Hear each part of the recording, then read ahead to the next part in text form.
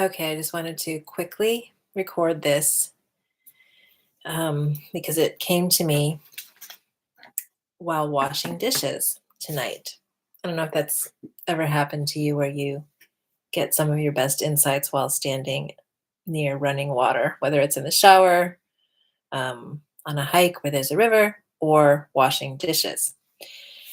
The and the thought was this: there's a difference between positive thoughts that are general and sweeping, like you might see printed on a T-shirt or not this T-shirt. This is by Notes from Your Therapist Instagram handle. Highly recommend her posts, and she made a few of her best posts into T-shirts. So, but you might see these sweeping, positive, general thoughts that become these slogans that are as if you should live by this positivity all the time, and that can quickly become toxic. But there's a difference between that kind of general sweeping positivity that people try to spread and the kind of positive thoughts that are generated by identifying your own specific negative thought patterns that are recurring, that tend to keep coming back in your life and becoming stumbling blocks for you, um, and shifting them into better feeling thoughts that help you move forward in a direction that is in a growth direction or healing direction for you. So, my examples of this are I have this ongoing um, difficult relationship with my newsletter, with writing it and being consistent about it. And I've been writing a newsletter since probably 2006 or 7 for previous business and then this business and all the iterations of this life coaching thing I've been doing and art and a combination thereof. And it's the whole time it's been this struggle of a should, and marketing in general is a should for me.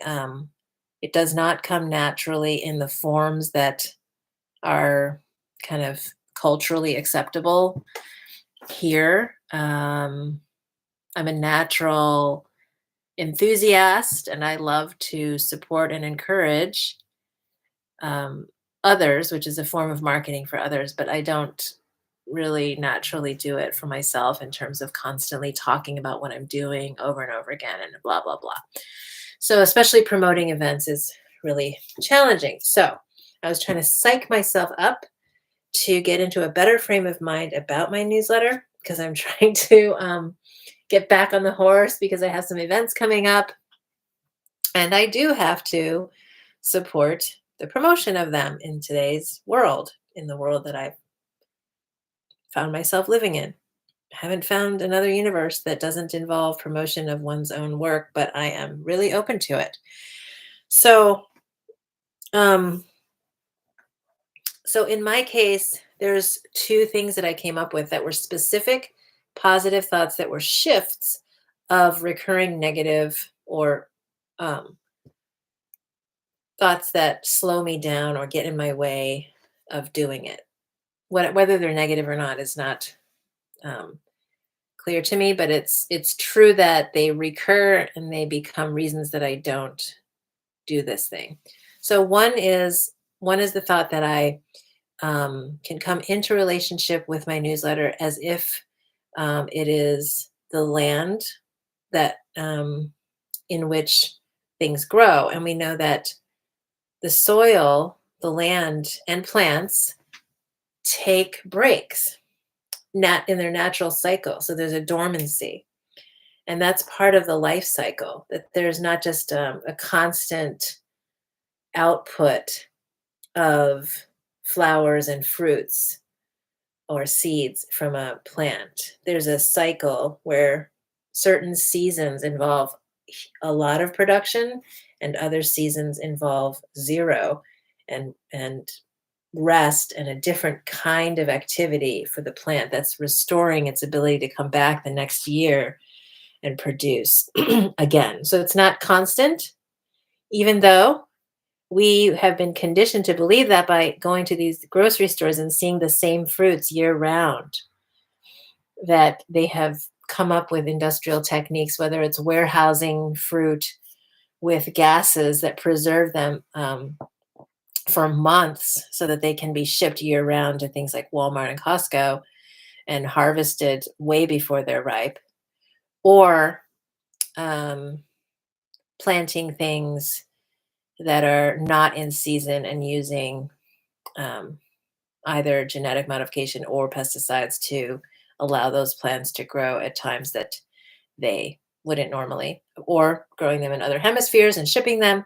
All these techniques that we've come up with to create the false sense that things happen the same all year round. And we can forget about seasons and we can become machine like in our living as well as our production. Don't even get me started on that, but it's true.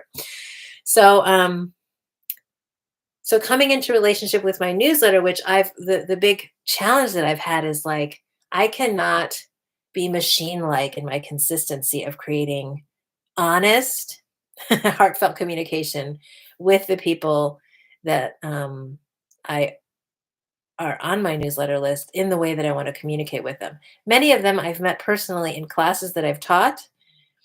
And when I say teach, it's like interaction, not just like posting some videos online that I have no idea whether people have watched and calling that teaching. So like this, like making a video is not teaching to me. It's just like me kind of throwing things out into the universe for people to consume, maybe. But my teaching is very interactive. It's been in the real world up until the last 2 years. So thinking about that kind of communication has not been, I've never been able to do it machine like in consistency over a period of years, which many people whose newsletters I subscribe to have prided themselves on doing, 20 years of a biweekly or monthly newsletter. And I just am in awe of it and I measure myself by it. And I think that I should be doing that if I want to be kind of more in the game.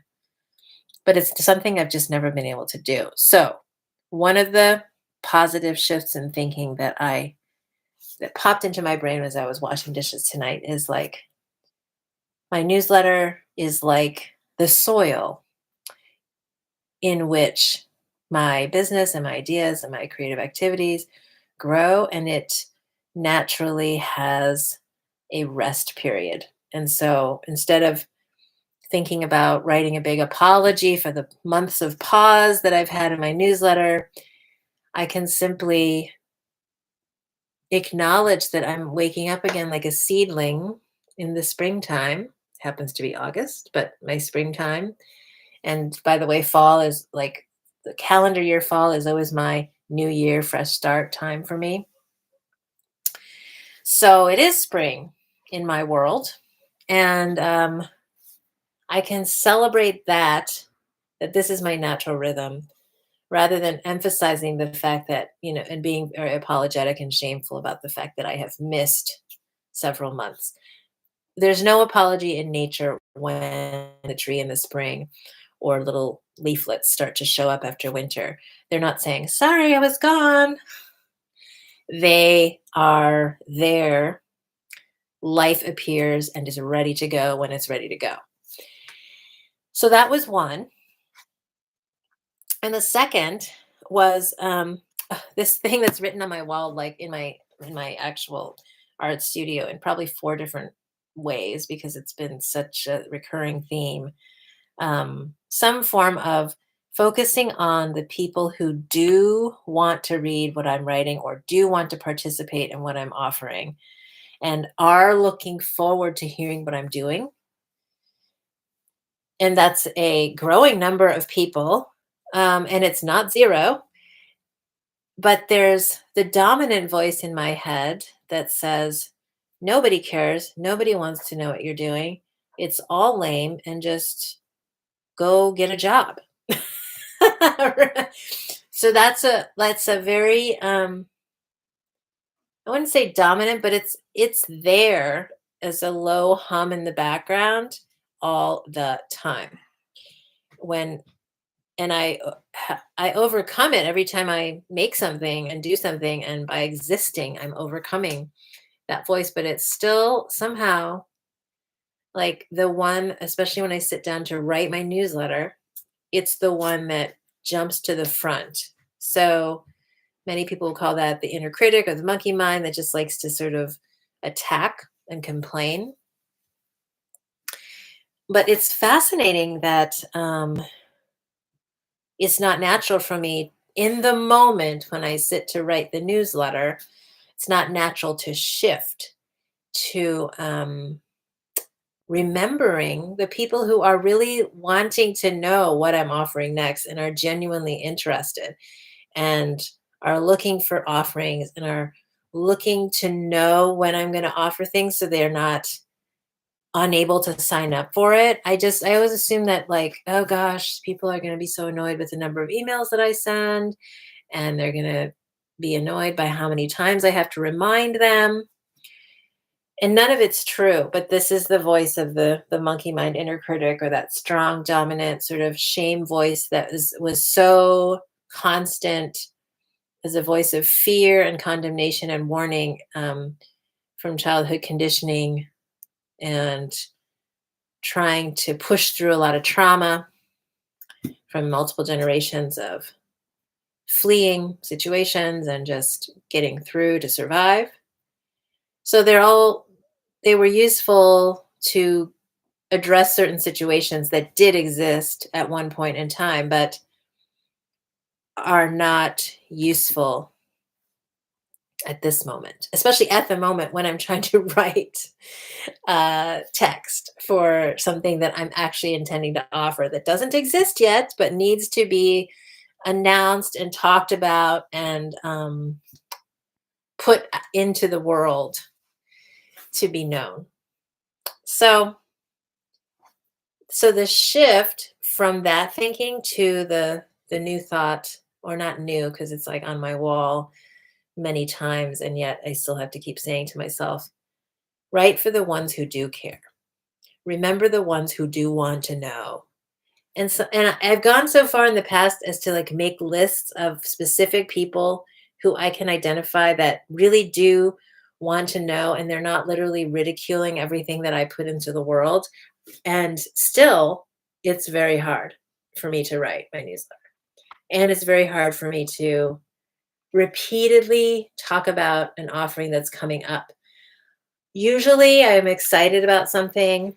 I can make a flyer that I like, but I really have trouble with the multiple um, repetitions that I know it takes for people, for even myself, to like really embed the intention of something existing and then wanting to actually participate in it. It's not just like, oh yeah, I heard that once and I'm doing it. Although sometimes that's how I act on advertisements that I see. I'm just like, oh yeah, definitely.